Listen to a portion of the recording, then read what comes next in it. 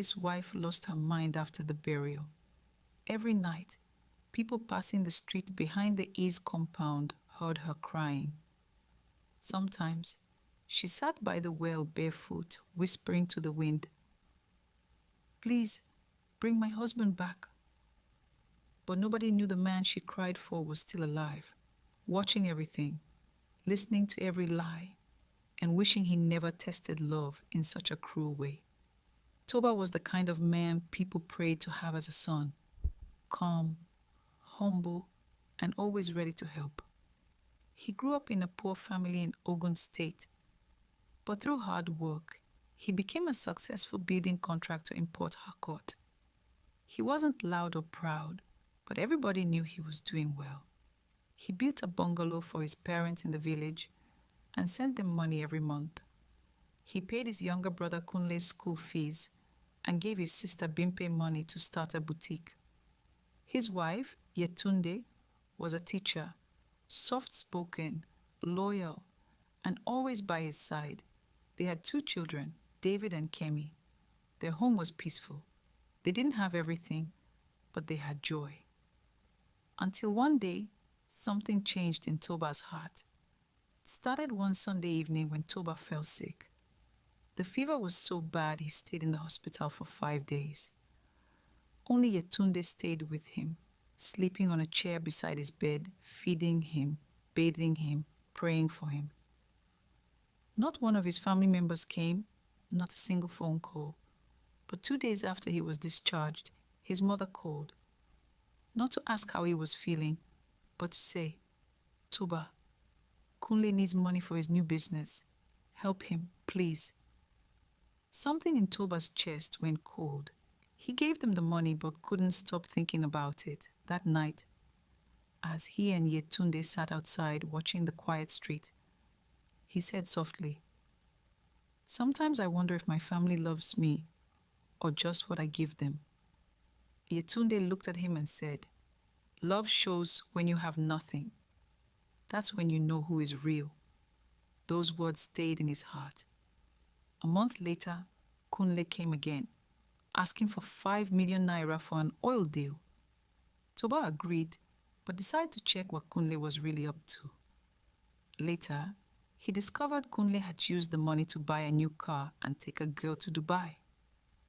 That night, Toba sat in his car for hours, his head in his hands.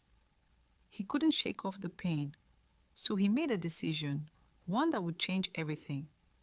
He went to his lawyer, Mr. Benson, and said, "I want to fake my death."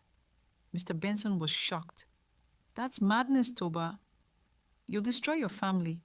But Toba replied quietly, "Better I see the truth now than die blind later." One rainy Tuesday, Toba told his family he was traveling to Warri for a construction deal. That was the last time anyone saw him. 2 days later, news spread. His car had been found near a river. His wallet and shoes were inside. People said he must have drowned. His family wailed. His mother fainted. His siblings cried and tore their clothes. But far away, in a small room near Diobu, Toba sat quietly, watching the news on TV. He felt tears in his eyes, not from pain but from guilt. He thought, maybe they really love me. He was wrong. At first, everyone acted holy. They held a big burial even though no body was found. People praised them for being a strong family. But soon, the greed began.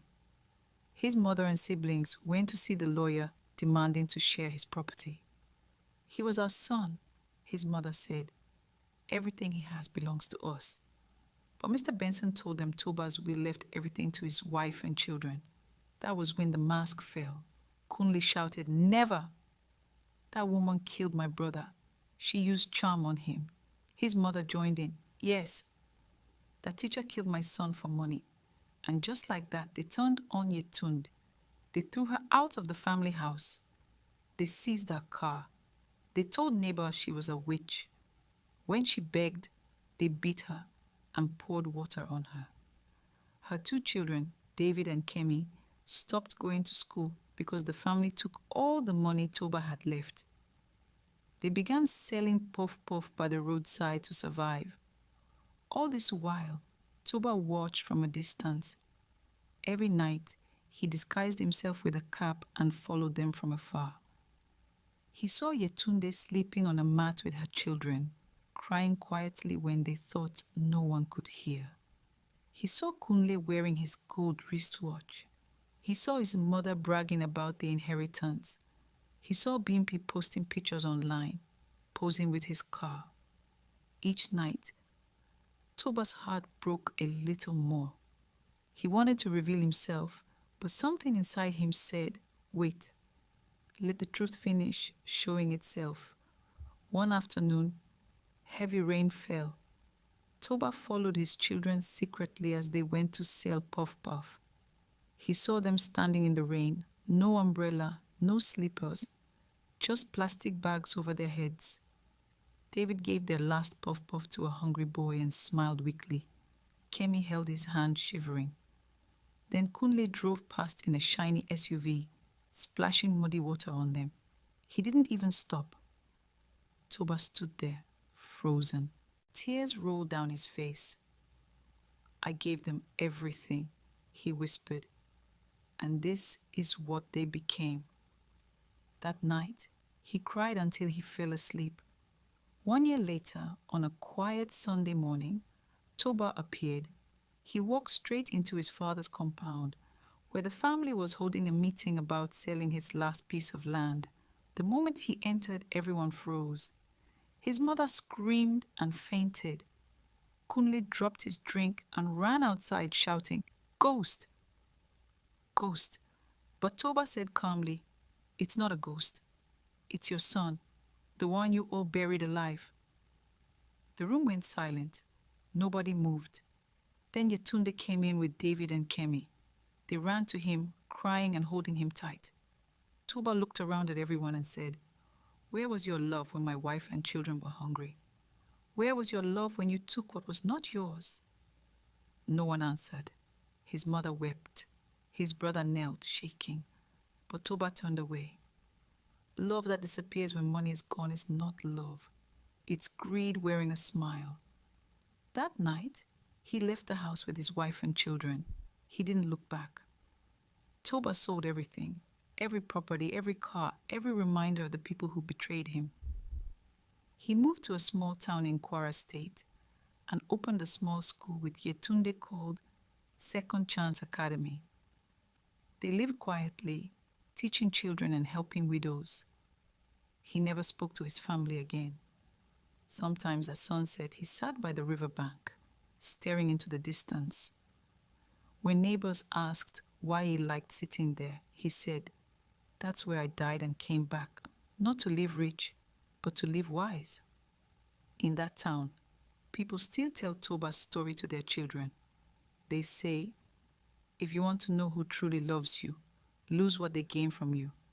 And on the wall of his school gate, these words are written in bold. Blood makes you related.